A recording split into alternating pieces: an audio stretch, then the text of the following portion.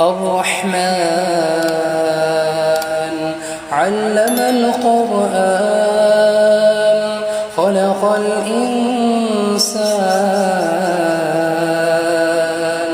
علمه البيان الشمس والقمر بحسبان والنجم والشجر يسجدان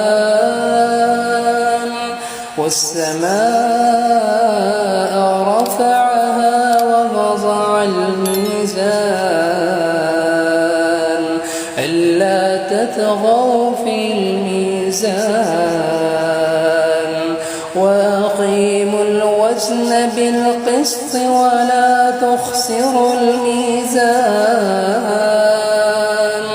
والأرض وضعها للأنام فيها فاكهة والنخل ذات الأكمام والحب ذو العصف والريحان فبأي آلاء ربكما تكذبان خلق الإنسان من صلصال كالفخار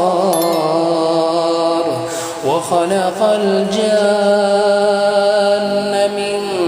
مارج من نار فبأي آلاء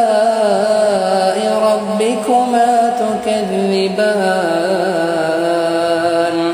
رب المشرقين ورب المغربين فبأي آلاء ربكما تكذبان مرج البحرين يلتقيان بينهما برزخ لا يبغيان فبأي آلاء ربكما تكذبان يخرج منهما اللؤلؤ والمرجان فبأي آلاء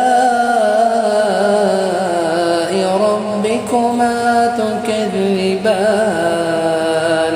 وله الجوار المنشآت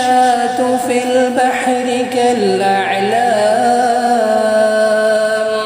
فبأي آلاء ربكما تكذبان